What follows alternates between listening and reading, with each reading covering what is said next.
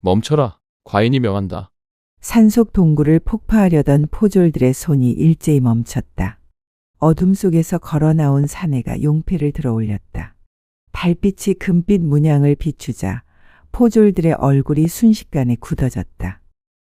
전하를 뵙습니다. 그 순간 단연의 눈동자가 흔들렸다. 자신을 지켜주겠다던 나그네가 조선의 임금이었다. 그런데 포졸 우두머리가 미친 듯 외쳤다. 거짓이다. 저자를 죽여라. 돌문을 폭파하라. 동굴은 흔들리고 화약 심지엔 불이 붙어가고 있었다. 전하, 결단을 내리셔야 합니다. 과연 이 순간 왕과 단연은 어떤 선택을 했을까? 그리고 단연이 지켜온 금맥의 진실은 무엇이었는지. 이어지는 이야기가 궁금하다면 좋아요와 구독 그리고 알림 설정 부탁드립니다. 그럼 야담과 이야기 속으로 들어가 보겠습니다. 조선 중엽 가뭄이 이어지고 백성들이 굶주림에 신음하던 해였어요. 젊은 임금 연하는 궁궐 안에서 듣는 보고만으로는 백성의 참된 고통을 알 수 없다고 여겼죠. 그래서 신분을 숨기고 호위무사 정운과 단둘이 아멘길에 올랐습니다. 평민의 옷으로 갈아입고 허름한 갓을 눌러쓴 채로요. 며칠을 걸어 깊은 산골에 이르렀을 때였어요. 하늘이 갑자기 먹구름으로 뒤덮이더니 장대비가 쏟아지기 시작했습니다. 전하, 비를 피할 곳을 찾아야겠습니다. 정운이 재촉했지만 주변엔 인가 하나 보이지 않았어요. 빗줄기는 점점 거세지고 발밑은 진흙탕으로 변해갔죠. 두 사람은 흠뻑 젖은 채 산길을 헤매다가 저 멀리 희미한 등불 하나를 발견했습니다. 저기 불빛이 보이는구나. 연하가 가리킨 곳엔 초가집 한 채가 외로이 서 있었어요. 두 사람은 서둘러 그쪽으로 발걸음을 옮겼습니다. 초가집은 산빛 아래 외따로 서 있었어요. 담장도 없고 마당엔 곡괭이와 삽이 어지럽게 놓여 있었습니다. 연하가 문을 두드렸어요. 계신가? 비를 피해 가려 하오. 잠시 뒤 문이 조금 열리더니 경계하는 눈빛이 들여다봤습니다. 누구시오? 목소리는 여자였지만 낮고 단단했어요. 길 가던 나그네요. 하룻밤만 재워주시면 은혜 갚겠소. 그러자 문이 확 열리며 한 여인이 모습을 드러냈습니다. 단연이었어요.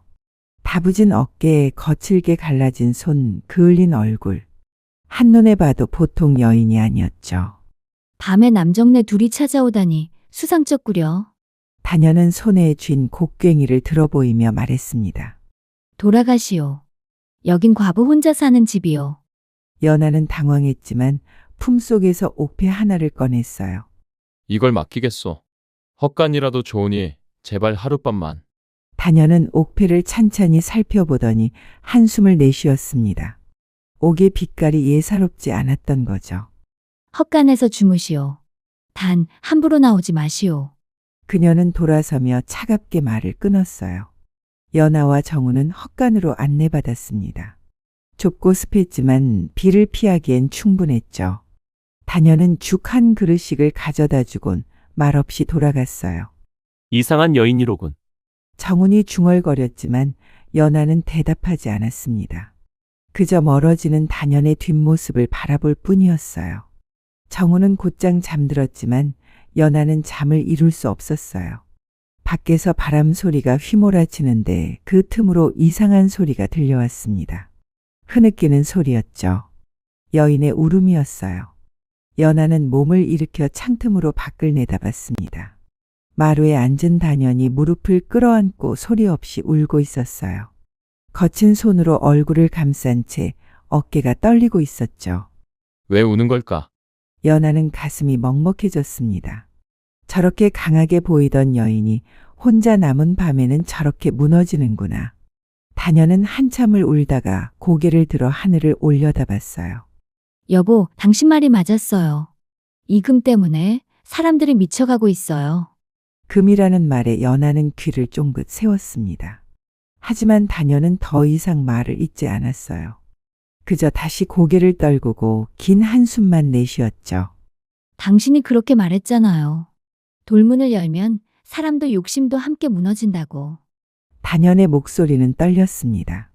그런데 난 이제 어떻게 해야 하나요? 저들이 날 가만 놔두지 않을 텐데.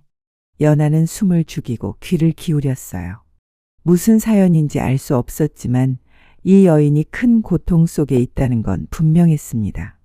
다녀는 한참 동안 하늘을 바라보다가 천천히 몸을 일으켰어요. 그리고 방으로 들어가 문을 닫았습니다. 연하는 오랫동안 그 자리에 앉아 있었어요. 빗소리만이 밤을 채우고 있었죠. 이튿날 새벽 비가 그쳤습니다. 연하와 정훈이 헛간에서 나오자 단연이 이미 마당에서 일을 하고 있었어요. 곡괭이를 손질하며 무언가 준비하는 모습이었죠. 일찍 일어나셨구려. 연하가 인사하자 단연은 고개만 끄덕였습니다. 어젯밤 패를 끼쳤소. 덕분에 목숨을 건졌소. 연하가 옥패를 돌려받으려 하자 단연은 손을 내밀었어요. 가지고 가시오. 신세진 건 나도 마찬가지니. 그녀의 눈가엔 어젯밤의 흔적이 남아 있었습니다. 연하는 옥패를 도로 집어넣으며 조심스레 물었어요. 혹시 무슨 어려운 일이 있으시오? 단연은 고개를 저었습니다. 나그네가 알 바 아니오. 말투는 여전히 차가웠지만 목소리엔 지친 기색이 역력했어요. 그때였습니다. 저 멀리서 말발굽 소리가 들려왔어요. 단연의 얼굴이 굳어졌습니다. 빨리 떠나시오. 관아 사람들이 오고 있어. 목소리엔 두려움이 섞여 있었어요. 연하는 무언가 심상치 않음을 느꼈습니다. 무슨 일이 있는 거요? 우리가 도울 수 있다면. 하지만 단연은 고개를 저으며 두 사람을 재촉했어요. 어서 가시오. 연루되고 싶지 않으면. 연하와 정우는 마지못해 발걸음을 돌렸습니다. 산길을 내려가면서도 연하는 자꾸 뒤를 돌아봤어요. 말발굽 소리는 점점 가까워지고 있었죠. 전하, 저 여인에게 무슨 일이 있는 것 같습니다. 정훈이 걱정스레 말했어요. 연하는 고개를 끄덕였습니다. 그래, 나도 그렇게 생각하네. 금이라고 했지. 분명 심상치 않은 일이 있어. 두 사람은 멀리서 지켜보기로 했습니다. 연하와 정우는 숲속에 몸을 숨긴 채 단연의 집을 지켜봤어요. 말발굽 소리는 점점 가까워지더니 이윽고 포졸 5명이 마당으로 들이닥쳤습니다. 앞장선 자는 덩치 큰 사내였어요. 관복을 입었지만 행색이 거칠고 눈빛엔 탐욕이 가득했죠. 단연, 나와라. 포졸 우두머리가 거칠게 외쳤습니다. 단연은 곡괭이를 내려놓고 천천히 마당으로 나왔어요. 얼굴엔 아무런 감정도 드러나지 않았지만 두 주먹은 꽉 쥐어져 있었죠. 또 무슨 일이오? 단연의 목소리는 차갑고 낮았습니다. 포졸 우두머리는 비웃음을 지으며 품에서 문서 하나를 꺼냈어요. 내 남편이 남긴 빈말이다. 이자가 또 불었어? 연하는 숨을 죽이고 귀를 기울였습니다. 저들의 말투엔 뭔가 석연치 않은 구석이 있었어요. 단연은 문서를 받아들지 않았어요. 남편이 죽은 지 벌써 3년이오. 그동안 갚을 건 다 갚았소. 그러자 포졸 우두머리가 코웃음을 쳤습니다. 갚을 건 다 갚았다고. 이자는 계속 불어나는 법이지. 다른 포졸 하나가 집안을 기웃거리며 말했어요. 수령나리께서 궁금해하시더군. 내 남편이 죽기 전에 산속에서 뭘 찾았는지 말이야. 그 순간 단연의 얼굴이 굳어졌습니다. 연하도 긴장했어요. 저들의 목적이 빛 독촉이 아니라는 게 분명해졌죠. 포졸 우두머리가 한 걸음 다가서며 으름장을 놓았어요. 소문이 바다하더군. 내 남편이 금맥을 찾았다고. 그 암강문이 어디 있는지 알고 있을 텐데. 단연은 고개를 저었습니다. 그런 건 없소. 헛소문일 뿐이오. 하지만 포졸들은 믿지 않았어요. 또 다른 포졸이 집 안으로 들어가려 하자 단연이 재빨리 막아섰죠. 함부로 들어오지 마시오. 포졸 우두머리가 비웃으며 말했어요. 그래. 그럼 장날까지 이자를 가져와. 은자 20냥이다. 20냥이라는 말에 단연의 얼굴이 창백해졌습니다. 그건 터무니없는 금액이었어요. 그건 너무 과하오. 말이 되는 소리를 하시오. 단연이 항의하자 포졸 우두머리는 더욱 가까이 다가섰습니다. 못 내겠으면 관하로 끌려가야지. 아니면 그는 단연을 위아래로 훑어보며 비열한 웃음을 지었어요. 수령나리께서 내가 마음에 드신다더군. 접으로 들어오면 빚은 없던 일로 해주신다는데.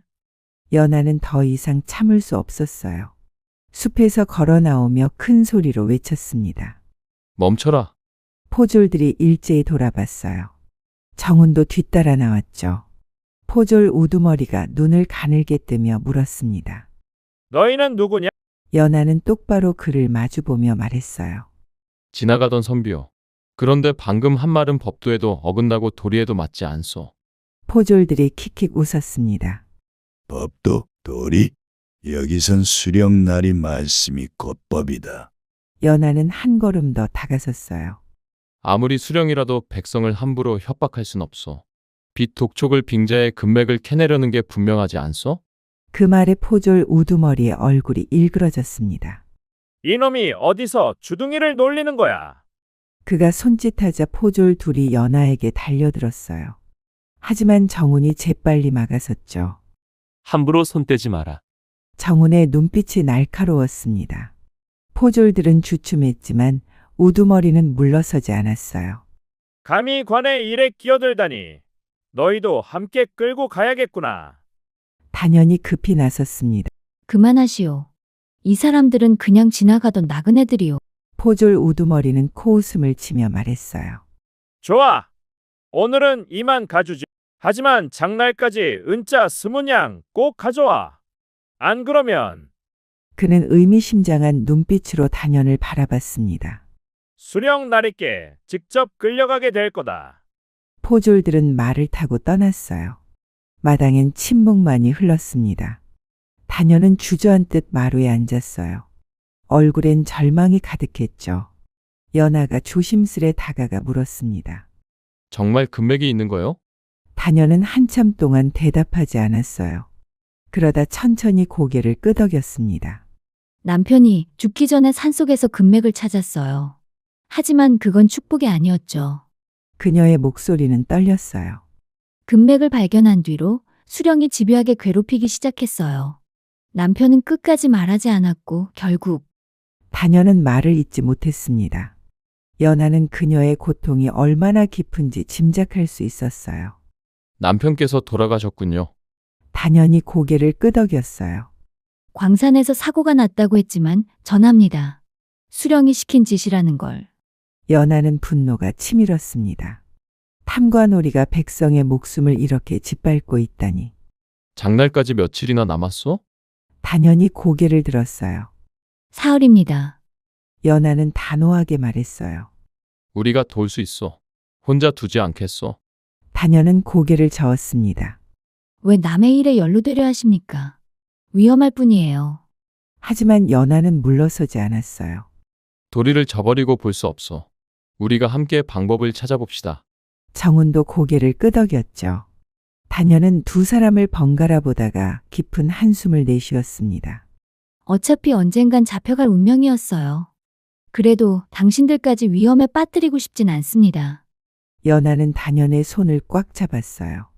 함께 이겨냅시다. 반드시 방법이 있을 겁니다. 단연의 눈에 희미한 빛이 돌았습니다.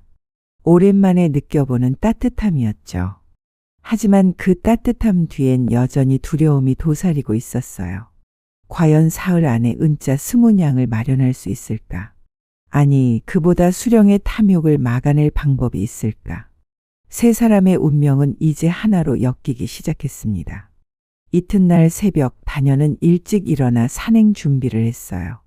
등짐에 곡괭이와 삽 그리고 광석을 담을 자루를 챙겼습니다. 연하와 정훈도 함께 일어나 있었죠. 오늘 산에 가시는 거요? 연하가 물었어요. 단연은 고개를 끄덕이며 대답했습니다. 장날까지 광석이라도 더 캐야 해요. 조금이라도 돈을 만들어야 하니까요. 연하는 단연의 등짐을 보며 말했어요. 혼자 가기엔 짐이 너무 무거워 보이는군요. 우리도 함께 가겠소. 단연은 고개를 저었습니다. 위험합니다. 산길이 험하고 짐승도 나타나요. 하지만 정훈이 나섰어요. 그래서 더 함께 가야 하지 않겠소. 신세도 졌으니 짐이라도 들어주겠소. 단연은 두 사람의 눈빛을 보고는 더 이상 거절하지 못했습니다. 그럼 제 뒤만 따라오세요. 길을 잃으면 큰일 나니까요. 세 사람은 산으로 향했어요. 아침 안개가 자욱하게 깔린 산길은 으스스했습니다. 발밑엔 이끼가 미끄럽고 나무 사이로 스며드는 햇살은 희미했죠. 한참을 걷자 길은 점점 좁아졌어요. 다녀는 익숙한 듯 바위를 타고 계곡을 건넜습니다. 연아와 정훈도 뒤따랐지만 숨이 차올랐죠. 이 길로 매일 다니시는 거요? 연아가 헐떡이며 물었어요. 다녀는 잠시 걸음을 멈추고 돌아봤습니다. 남편이 죽은 뒤론 혼자 다녔어요. 처음엔 무서웠지만 이젠 익숙해졌죠. 그녀의 목소리엔 체념이 묻어 있었어요. 다시 걷기 시작한 지 1시경쯤 지났을까요? 단연히 한 바위 앞에서 멈춰섰습니다. 바위엔 묘한 흔적이 새겨져 있었어요. 누군가 일부러 새긴 듯한 표시였죠. 여긴 남편이 마지막으로 일했던 광산 근처예요. 단연은 바위를 쓰다듬으며 말했습니다. 연아는 주변을 둘러봤어요. 곳곳에 녹슨 곡괭이와 부러진 삽이 흩어져 있었습니다. 오래전 사람들이 금을 캐던 흔적이었죠. 이 근처에 금맥이 있다는 거요? 정훈이 조심스레 물었어요. 단연은 고개를 끄덕였습니다. 더 깊은 곳에 있어요. 하지만 그곳엔 절대 가면 안 돼요. 그녀의 목소리가 떨렸습니다. 연아는 단연의 표정에서 두려움을 읽었어요. 왜 가면 안 되는 거요? 단연은 한참 동안 말이 없었습니다. 그러다 천천히 입을 열었어요. 남편이 그곳에서 돌문을 발견했어요. 암벽 틈에 숨겨진 오래된 문이었죠. 그녀는 잠시 숨을 고르고 이어갔습니다. 돌문 주변엔 부적이 붙어 있었고 밤마다 이상한 쇳소리가 들렸대요. 남편은 그걸 열어보려 했지만 단연의 눈에 눈물이 고였어요. 돌아오던 날 남편이 제게 말했어요. 절대 돌문을 열지 말라고. 열리는 날 사람의 욕심도 함께 무너진다고. 연아는 가슴이 먹먹해졌습니다. 남편의 마지막 유언이 그토록 무거웠구나. 정훈이 물었어요. 그 금맥이 있다는 말이요? 그녀는 고개를 끄덕였어요. 아마도 남편은 그 안에 뭔가 있다고 했어요. 하지만 열어선 안 된다고 몇 번이나 당부했죠. 연아는 주변을 둘러봤습니다. 암벽엔 고난 흔적들이 여기저기 남아 있었어요. 누군가 필사적으로 뭔가를 찾았던 흔적이었죠. 수령도 그 돌문을 알고 있는 거요? 단연히 고개를 저었습니다. 정확한 위치는 몰라요. 하지만 이 근처라는 건 알고 있죠. 그래서 저를 괴롭히는 거예요. 그때 바람이 불어왔어요. 어디선가 희미하게 쇠소리 같은 게 들려왔습니다. 정훈이 깜짝 놀라 주변을 살폈어요. 지금 뭔가 들렸는데요? 단연의 얼굴이 창백해졌습니다. 저 소리예요. 밤이면 더 크게 들려요. 남편은 그 소리를 들을 때마다 두려워했어요. 연아는 단연의 손을 잡았어요. 그녀의 손은 차갑게 식어 있었죠. 두렵지 않소. 우리가 함께 있으니까. 단연은 고개를 들어 연아를 바라봤습니다. 그의 눈빛엔 진심이 담겨 있었어요. 당신은 대체 누구세요? 왜 이렇게까지 저를 도와주려는 거죠? 연아는 잠시 망설였습니다. 신분을 밝힐 순 없었지만 마음만은 전하고 싶었어요. 그냥 지나칠소. 부당한 일을 보고 모른 척할 순 없으니까. 단연은 처음으로 작은 미소를 지었습니다. 오랜만에 느껴보는 따뜻함이었죠. 세 사람은 광석을 캐기 시작했어요. 단연히 곡괭이로 바위를 쪼개면 연아와 정훈이 돌을 옮겼습니다. 해가 중천에 떴을 때쯤 자루 하나가 채워졌어요. 하지만 턱없이 부족했습니다. 이 정도론 이자에도 못 미쳐요. 단연히 한숨을 내쉬었어요. 연아는 먼 산을 바라보며 생각에 잠겼습니다. 은자 20냥을 만드는 건 불가능에 가까웠어요. 결국 다른 방법을 찾아야 했죠. 장터에 가서 이걸 팔아봅시다. 그리고 수령과 직접 단판을 지어야 할 것 같소. 정훈이 걱정스레 말했어요. 전하, 그건 위험합니다. 연아는 고개를 저었어요. 달리 방법이 없네. 이대로 두면 단연만 계속 고통받을 테니. 단연은 두 사람의 대화를 듣고 있었어요. 저들은 분명 보통 사람이 아니었습니다. 말투며 행동이며 예사롭지 않았죠. 하지만 묻지 않았어요. 누구든 자신을 도와주는 것만으로 고마웠으니까요. 해가 기울 무렵 세 사람은 산을 내려왔습니다. 등에 광석 자루를 짊어지고 묵묵히 걸었어요. 멀리서 단연의 집이 보였을 때 연하는 결심했습니다. 내일 장터에 가서 반드시 이 문제를 해결하겠다고. 단연의 고통을 더 이상 방치하지 않겠다고. 밤하늘엔 별이 총총히 떠올랐어요. 그 별빛 아래 세 사람의 그림자가 길게 늘어졌습니다. 장날 아침 세 사람은 광석 자루를 짊어지고 장터로 향했어요. 단연은 익숙한 듯 앞장서서 걸었지만 얼굴엔 긴장이 역력했죠. 장터는 이미 사람들로 북적였습니다. 채소 파는 아낙네들, 가축을 끌고 온 농부들, 온갖 물건을 늘어놓은 장사치들. 그 사이를 비집고 다녀는 한쪽 구석으로 향했어요. 저기 금은방이 있어요. 저 상인에게 광석을 팔곤 했죠. 단연히 가리킨 곳엔 나이든 상인 하나가 앉아 있었습니다. 하지만 그의 눈빛은 교활했어요. 연하는 첫눈에 마음에 들지 않았지만 일단 지켜보기로 했습니다. 단연히 광석 자루를 내려놓으며 말했어요. 품질 좋은 광석입니다. 값을 후하게 쳐주세요. 상인은 광석을 대충 훑어보더니 코웃음을 쳤습니다. 유금서 이 정도론 은자 단양이 고작이야. 단연의 얼굴이 굳었어요. 단양이라뇨? 지난번엔 이 절반만 가져와도 7냥을 받았는데요. 상인은 시큰둥하게 대꾸했습니다. 그때와 지금은 다르지. 싫으면 다른 데 가서 팔아.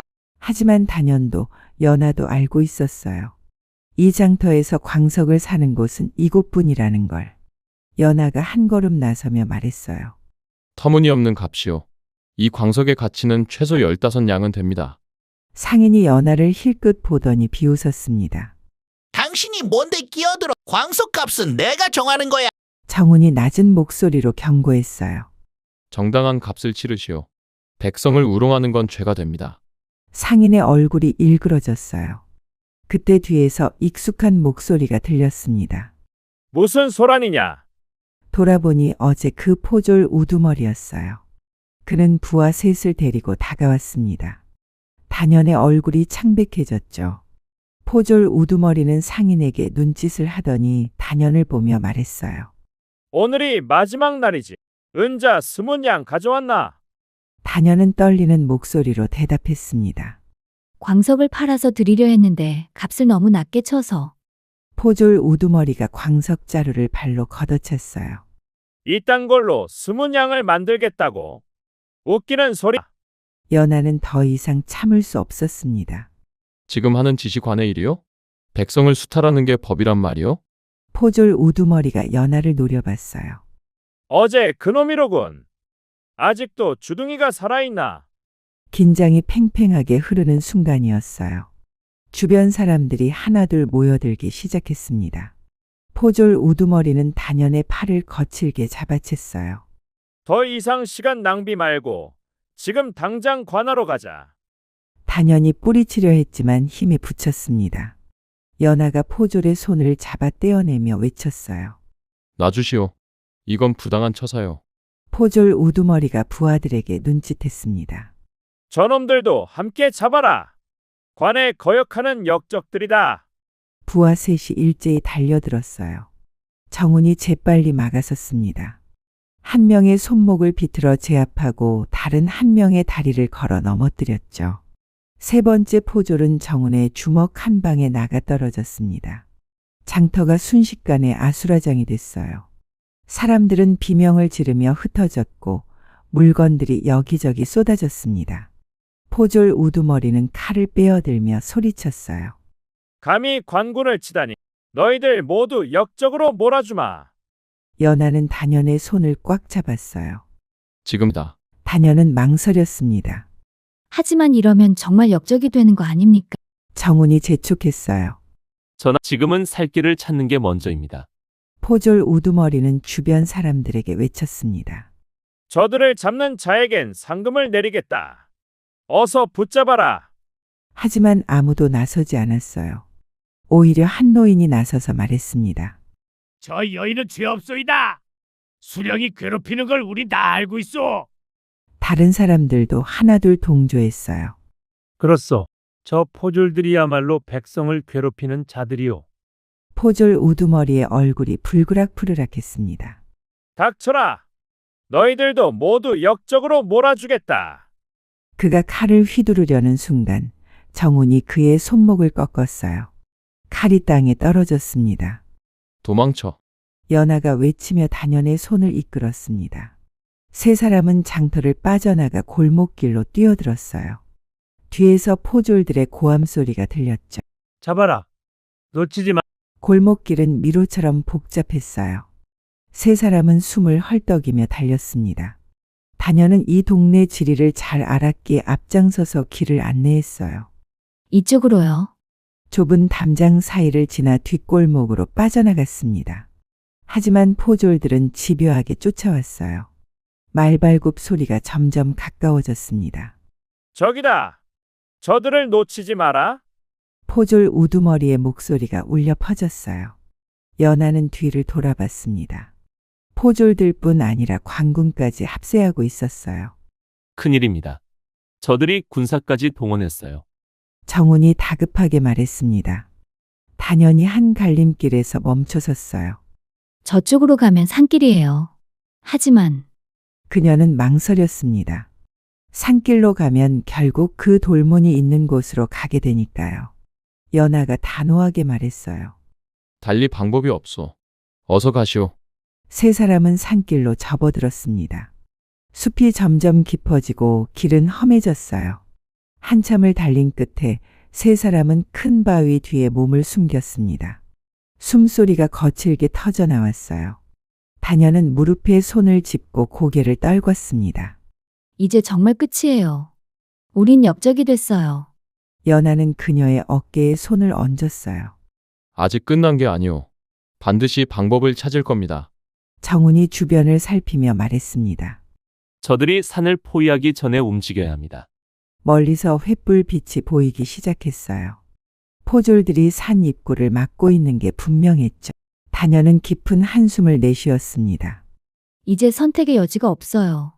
돌문이 있는 곳으로 가야 해요. 연하가 물었어요. 거기 가면 우릴 숨겨줄 수 있어? 단연은 고개를 끄덕였습니다. 일단은요. 하지만 저들이 그곳까지 쫓아오면 그녀는 말을 잇지 못했어요. 돌문이 발각되면 모든 게 끝이라는 걸 알고 있었죠. 연하는 결연한 표정으로 말했습니다. 가시오. 그곳에서 대책을 세웁시다. 세 사람은 다시 몸을 일으켰어요. 어둠이 내린 산속 그들의 운명은 이제 그 돌문이 있는 곳으로 향하고 있었습니다. 뒤에서 들려오는 고함 소리와 횃불빛. 그 모든 것을 뒤로한 채 세 사람은 더 깊은 산속으로 사라져갔습니다. 과연 그곳에서 무엇이 기다리고 있을까요? 남편이 그토록 열지 말라던 돌문. 그 너머엔 정말 금맥이 있는 걸까요? 아니면 더 큰 위험이 도사리고 있는 걸까요? 밤하늘의 달빛만이 그들의 마지막 길을 비추고 있었습니다. 깊은 밤, 세 사람은 가파른 산길을 올랐어요. 달빛마저 구름에 가려 앞이 잘 보이지 않았습니다. 단연은 익숙한 손놀림으로 나뭇가지를 헤치며 앞장섰어요. 조심하세요. 여기서 발을 헛디디면 계곡으로 떨어집니다. 연하와 정우는 조심스레 뒤를 따랐습니다. 뒤에서는 여전히 횃불 빛이 어른거렸어요. 포졸들이 산을 샅샅이 뒤지고 있는 게 분명했죠. 저들이 점점 가까워지고 있습니다. 정훈이 낮게 말했어요. 단연은 걸음을 재촉했습니다. 조금만 더 가면 숨을 곳이 있어요. 한참을 더 올라가자 거대한 암벽이 나타났습니다. 절벽처럼 솟아오른 바위 사이로 좁은 틈이 보였어요. 저기에요. 단연히 가리킨 곳은 사람 하나 겨우 지나갈 만한 바위 틈이었습니다. 세 사람은 몸을 비틀어 그 안으로 들어갔어요. 안쪽은 생각보다 넓은 공간이었습니다. 천연 동굴처럼 바위가 우묵하게 파여 있었죠. 단연은 동굴 한쪽 구석에서 부싯돌을 꺼내 불을 붙였어요. 희미한 불빛이 동굴 안을 비췄습니다. 벽면엔 오래된 흔적들이 가득했어요. 곡괭이로 쪼갠 자국, 녹슨 쇠붙이들 그리고 이상한 글자들. 연하는 벽에 다가가 손으로 글자를 더듬었습니다. 이건 누가 새긴 거요? 단연은 잠시 망설이다 입을 열었어요. 남편이에요. 죽기 한 달 전쯤 이곳에 숨어 지냈대요. 그녀는 천천히 동굴 안쪽으로 걸어갔습니다. 남편은 수령의 감시를 피해 이곳에서 뭔가를 기록했어요. 전 그게 뭔지 몰랐죠. 더 깊숙이 들어가자 흙과 돌로 덮인 벽이 나타났어요.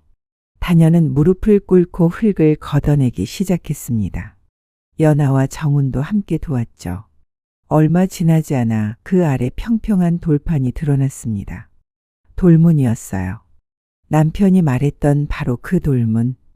다년의 손이 떨렸습니다. 여기에요. 남편이 절대 열지 말라던 곳. 연아는 돌문을 자세히 살펴봤어요. 표면엔 빼곡하게 글자가 새겨져 있었습니다. 하지만 흙과 이끼로 뒤덮여 잘 보이지 않았죠. 정훈이 옷소매로 조심스럽게 문질러 닦아냈어요. 글자들이 하나씩 드러나기 시작했습니다. 연아는 숨을 죽이고 글을 읽기 시작했어요. 이건 금맥의 위치를 그린 도면이군요. 단연히 고개를 끄덕였습니다. 남편이 발견한 금맥이에요. 하지만 그게 다가 아니에요. 연아는 계속 글을 읽어 내려갔어요. 그의 얼굴이 점점 굳어졌습니다. 이게 사실이요? 돌문엔 금맥 위치뿐 아니라 충격적인 내용들이 적혀 있었어요. 수령이 몰래 사람들을 들여보내 야밤에 금을 캤다는 기록. 그렇게 모은 금을 빼돌려 사사로이 팔아넘긴 흔적. 심지어 장부까지 꼼꼼히 적혀 있었죠.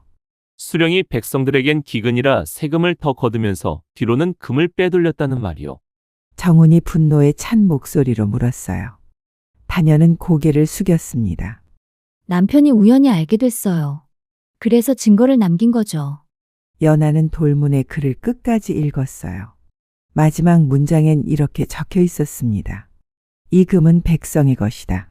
탐욕에 손이 닿는 날 모두가 무너질 것이다. 연아의 가슴이 먹먹해졌어요. 단연의 남편은 금을 탐한 게 아니었습니다. 오히려 부정을 고발하고 진실을 남기려 했던 거죠. 남편은 이 증거를 관찰사에게 보내려 했어요. 단연히 떨리는 목소리로 말했습니다. 하지만 그 전에 광산 사고로 죽었죠. 전 그게 우연이 아니란 걸 알아요. 연아는 단연의 손을 꽉 잡았어요. 수령이 죽인 거로군요. 단연의 눈에서 눈물이 흘러내렸습니다. 남편은 마지막까지 제게 말했어요. 이 돌문을 지키라고. 언젠가 진실을 밝힐 날이 올 거라고. 정훈이 입을 열었어요. 이 증거만 있으면 수령의 죄를 밝힐 수 있습니다. 하지만 그때였어요. 밖에서 고함 소리가 들려왔습니다. 이 근처에 틀림없다. 샅샅이 뒤져라. 포졸들이 이곳까지 쫓아온 거예요. 세 사람은 긴장했어요. 횃불 빛이 점점 가까워졌습니다. 다녀는 재빨리 돌문을 다시 흙으로 덮으려 했어요. 빨리 숨겨야 해요. 연아와 정훈도 함께 흙을 끌어모았습니다. 하지만 시간이 부족했어요. 동굴 입구에서 빛이 비쳐 들어왔죠. 여기 동굴이 있다. 포졸 하나가 외쳤습니다. 연아는 재빨리 판단했어요. 정훈, 입구를 막아라. 저들을 들이지 마. 정훈이 동굴 입구로 달려갔습니다. 포졸 둘이 안으로 들어오려 했지만 정훈이 막아섰어요. 좁은 입구에선 한 명씩밖에 들어올 수 없었죠. 정훈의 주먹이 번개처럼 날아갔습니다. 첫 번째 포졸이 쓰러졌어요. 두 번째 포졸도 정훈의 발차기에 밖으로 튕겨나갔습니다. 하지만 밖엔 더 많은 포졸들이 기다리고 있었어요. 저항하지 마라. 순순히 나오면 목숨은 살려주마. 포졸 우두머리의 목소리가 울려 퍼졌습니다. 연아는 돌문을 내려다봤어요. 이 증거를 지켜야 했습니다.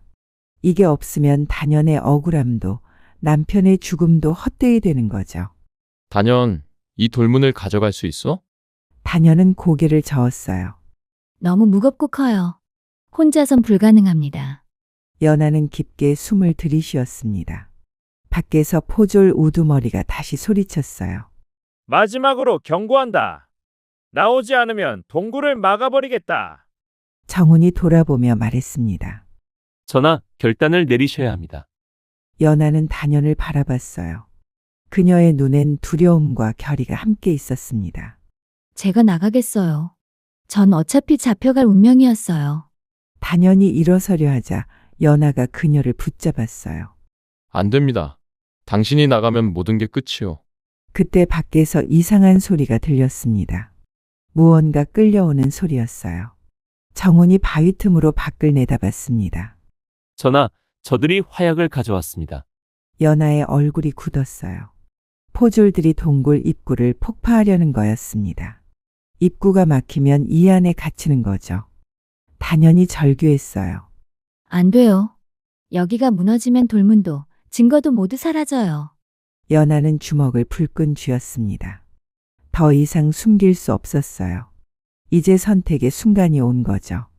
신분을 밝히고 이 상황을 끝낼 것인가? 아니면 이대로 동굴에 갇혀 죽을 것인가? 연하는 품속에 손을 넣었습니다. 그곳엔 용패가 있었어요. 임금임을 증명하는 유일한 증표.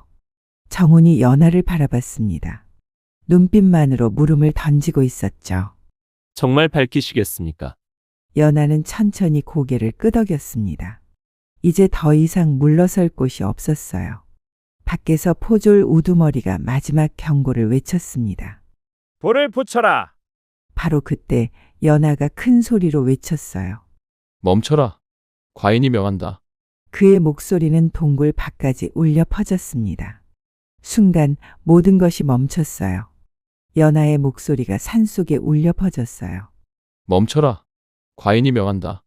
동굴 밖이 순간 조용해졌습니다. 포졸들은 서로를 바라보며 어리둥절한 표정을 지었어요. 포졸 우두머리가 비웃으며 소리쳤습니다. 과인이라니. 이 산적놈이 미쳤구나. 부하들도 함께 웃어댔죠. 하지만 연하는 동요하지 않았어요. 그는 천천히 품속에서 무언가를 꺼냈습니다. 용패였어요. 금빛 용이 새겨진 임금의 증표. 달빛을 받아 은은하게 빛났습니다. 정훈이 무릎을 꿇으며 큰 소리로 외쳤어요. 주상 전하를 뵙습니다. 단연은 그 광경을 보고 얼어붙었습니다. 주상? 전하? 그 말이 뜻하는 바를 깨달은 순간 그녀의 다리가 풀렸어요. 설마 당신이 연하는 단연을 돌아보며 조용히 말했습니다. 늦게 밝혀 미안하오. 하지만 이젠 숨길 수 없게 됐어. 연하는 동굴 입구로 걸어나갔어요. 손에 용패를 높이 치켜들고서요. 포졸들은 그 광경을 보고 숨을 죽였습니다. 용패의 위엄은 누구도 부정할 수 없었죠. 포졸 우두머리의 얼굴이 창백해졌어요. 그럴 리가. 설마 진짜. 연하가 차갑게 말했습니다. 과인은 이 나라의 임금 연하이다. 지금 당장 무기를 내려놓아라. 포졸들이 하나둘 무릎을 꿇기 시작했어요. 아무리 탐욕스러운 자라도 임금 앞에선 고개를 숙일 수밖에 없었죠. 하지만 포졸 우두머리는 달랐습니다. 그는 뒤로 물러서며 다급하게 외쳤어요. 아니다. 저건 가짜다. 산적이 훔친 물건일 뿐이야. 그는 부하들을 향해 소리쳤습니다. 정신 차려라. 진짜 임금님이 이런 산골에 계실 리 없다. 일부 포졸들이 흔들렸어요. 포졸 우두머리의 말에도 일리가 있었으니까요. 연하는 한 걸음 더 나아가며 말했습니다. 과인이 거짓말을 하고 있다고 생각하느냐? 그렇다면 관찰사에게 확인해 보거라. 그때 포졸 우두머리가 갑자기 칼을 뽑아 들었어요. 닥쳐라. 어차피 여기서 죽으면 아무도 모를 일이다. 긴장이 최고조에 달했어요. 포졸 우두머리의 눈엔 광기가 서려 있었습니다. 그는 이미 돌아갈 수 없는 강을 건넌 거죠. 저들을 모두 죽여라. 그리고 이 일은 비밀로 묻는다. 그가 손짓하자 몇몇 포졸들이 망설이며 칼을 들었어요. 하지만 대부분은 움직이지 않았습니다. 임금을 해친다는 건 삼족을 멸하는 대역죄였으니까요. 정훈이 연하 앞을 막아서며 칼을 뽑았습니다.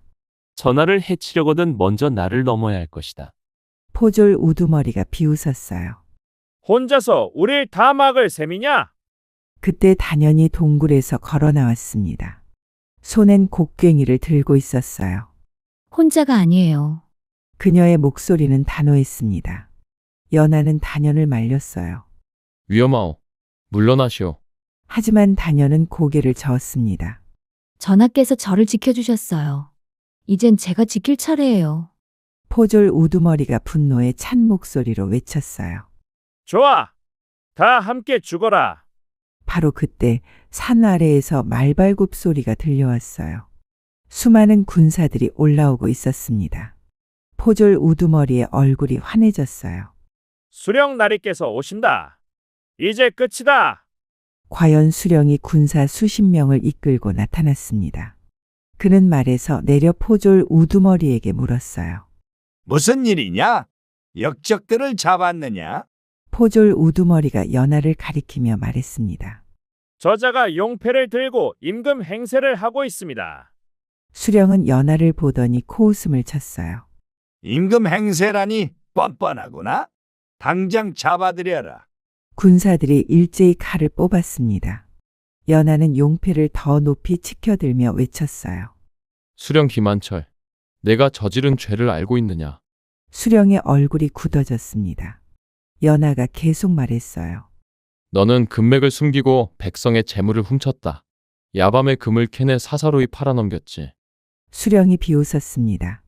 증거도 없이 헛소리를. 연하가 단연을 향해 고개를 끄덕였어요. 단연은 동굴로 들어가 돌문에 탁본을 가져왔습니다. 남편이 남긴 증거였죠. 여기 내 죄가 낱낱이 기록되어 있다. 수령의 얼굴이 창백해졌어요. 그는 탁본을 보자마자 그게 진짜임을 알아차렸습니다. 그건 어디서 구한 거냐?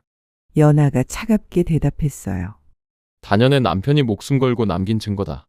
내가 죽인 그 사람 말이다. 수령은 당황하며 뒤로 물러섰습니다.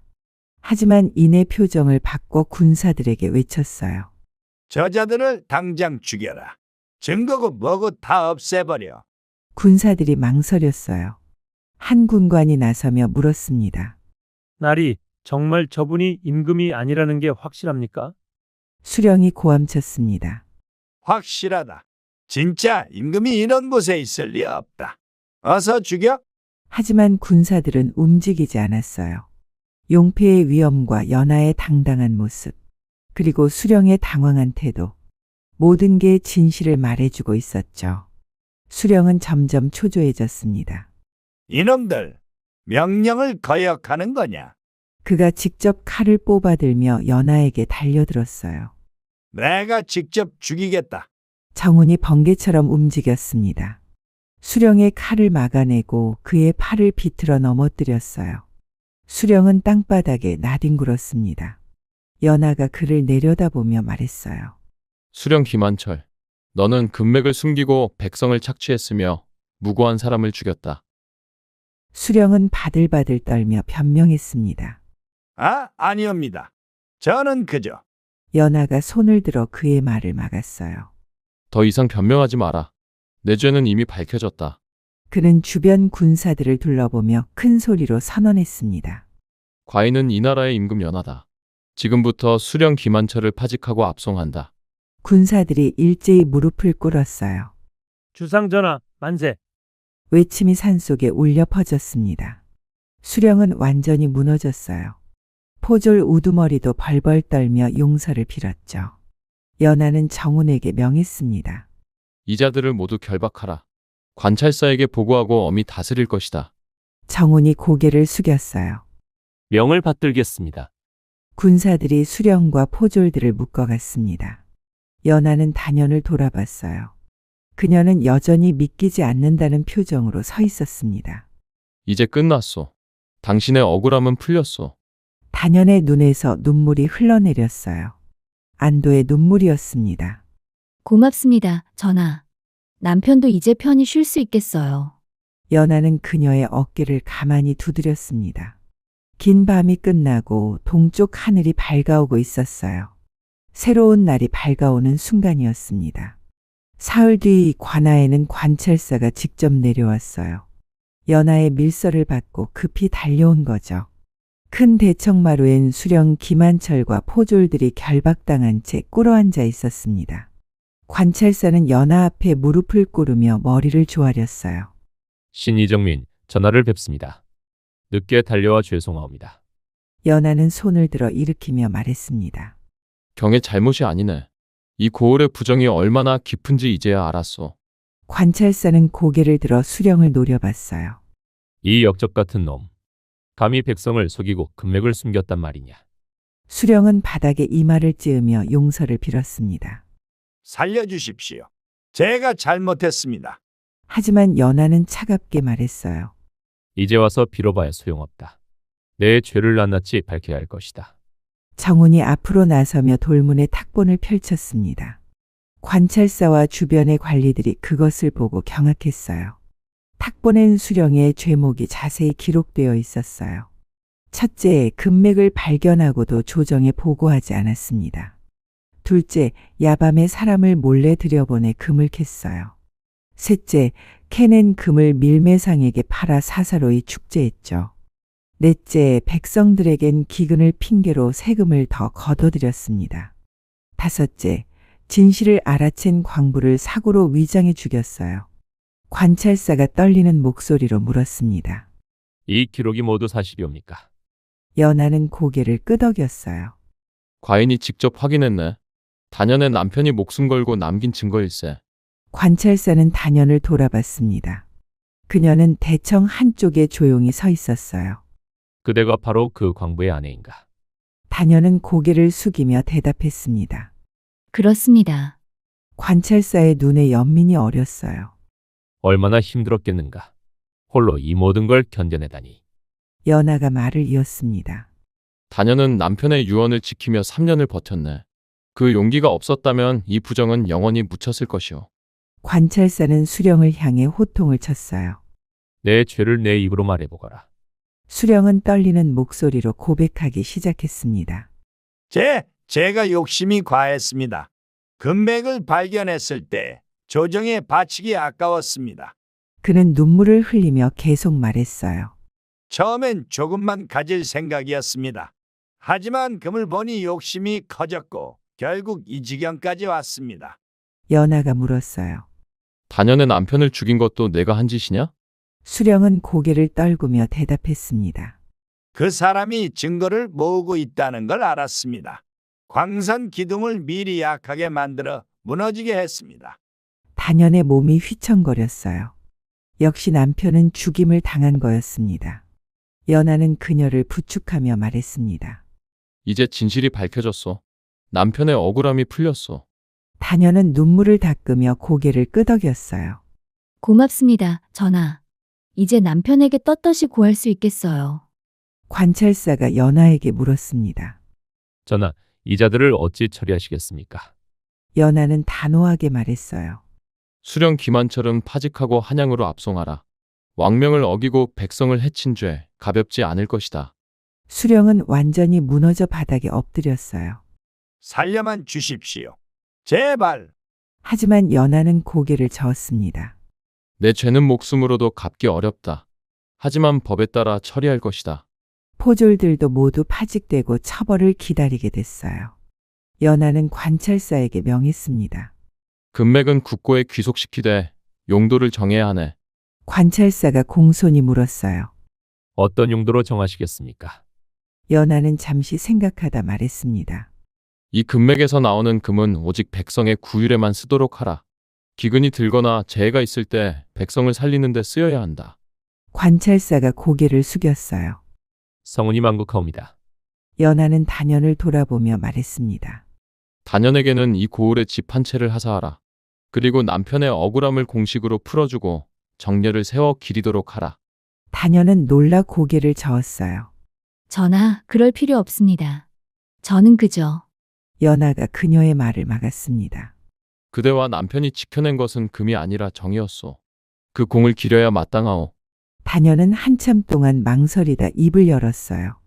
전하, 한 가지만 부탁드려도 되겠습니까? 연하가 고개를 끄덕였습니다. 말해보시오. 단연은 깊게 숨을 들이쉬고 말했어요.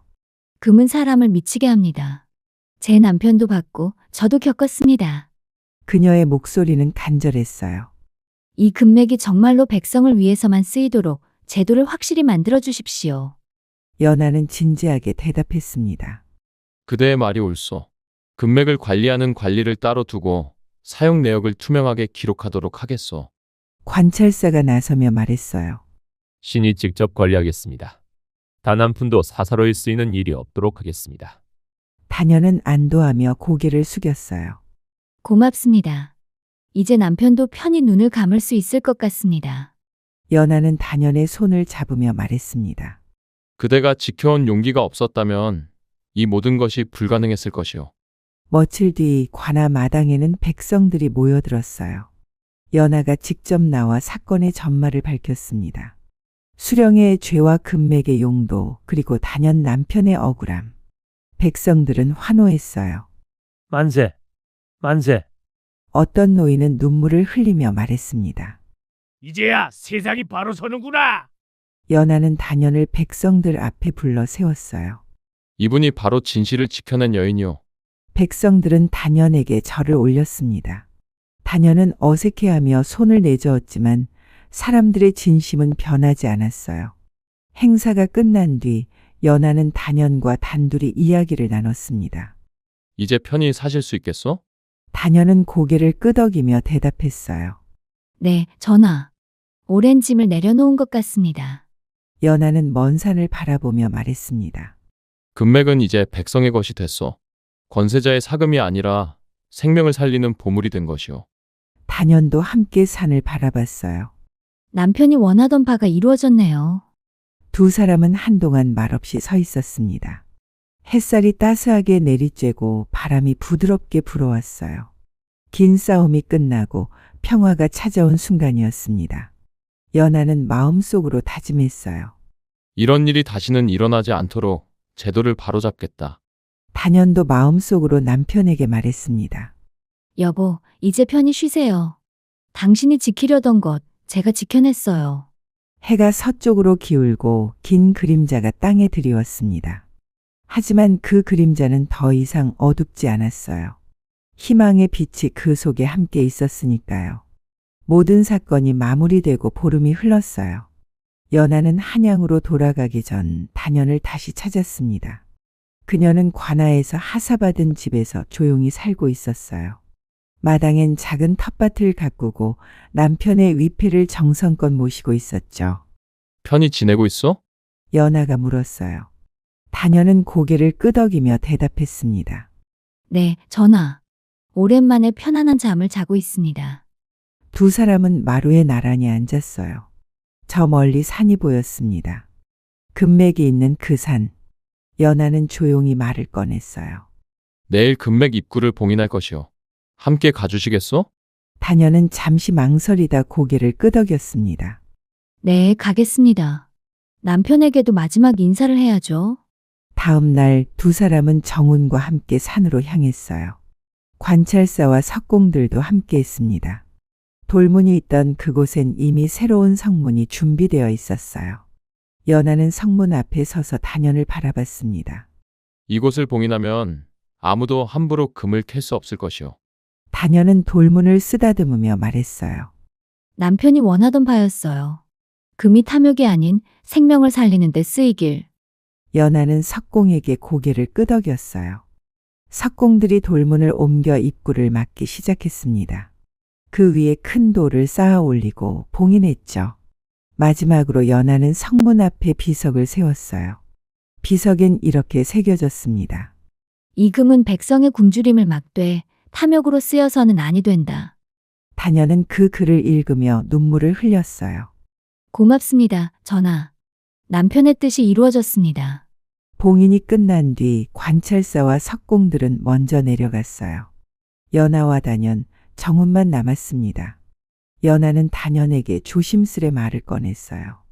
그대의 억울함은 나라가 풀어줬소. 이제 그대가 원하는 대로 살 수 있어. 단연은 고개를 들어 연하를 바라봤습니다. 저는 그저 조용히 살고 싶습니다. 연하는 그녀의 손을 잡으며 말했어요. 그대가 지킨 것은 금이 아니라 사람의 돌이었소. 과인은 그걸 잊지 않을 것이오. 단연의 눈에 눈물이 고였습니다. 전하께선 제게 너무 큰 은혜를 베푸셨어요. 하지만 저는 그녀는 말을 잇지 못했어요. 신분의 차이가 너무나 크다는 걸 알고 있었죠. 연하는 그녀의 마음을 알았습니다. 과인은 그대에게 왕으로서가 아니라 한 사람으로서 감사하고 있어. 단연은 고개를 숙였어요. 저도 전하를 만나 행운이었습니다. 한참 뒤 세 사람은 산을 내려왔어요. 산 아래에서 연하는 단연에게 마지막 인사를 건넸습니다. 잘 지내시오. 언제든 어려운 일이 있으면 알려주시오. 단연은 깊이 절을 올렸어요. 평안하십시오, 전하. 연하는 말에 올라탔습니다. 정운도 뒤따랐죠. 단연은 그들이 멀어지는 모습을 한참 동안 바라봤어요. 가슴 한편이 아렸지만 이게 맞다는 걸 알고 있었습니다. 그들은 서로 다른 세상의 사람이었으니까요.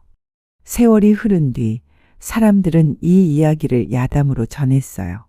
한 여광부가 목숨 걸고 금맥을 지켰고 그 덕에 수많은 백성이 살았다네. 주막에서, 장터에서, 사랑방에서 이야기꾼들은 입을 모아 말했습니다. 진짜 보물은 땅속 금이 아니라 그 금을 욕심내지 않은 사람의 마음이었다네. 연하는 왕으로서 제도를 바로잡았고 백성의 고통에 귀 기울이는 임금으로 기억됐어요. 그리고 그의 마음 한편엔 언제나 그 억센 여광부의 모습이 남아 있었습니다. 금보다 소중한 것을 지켜낸 여인, 욕심보다 도리를 선택한 사람. 그 이야기는 대대로 전해져 오늘날까지 사람들의 입에 오르내리고 있답니다.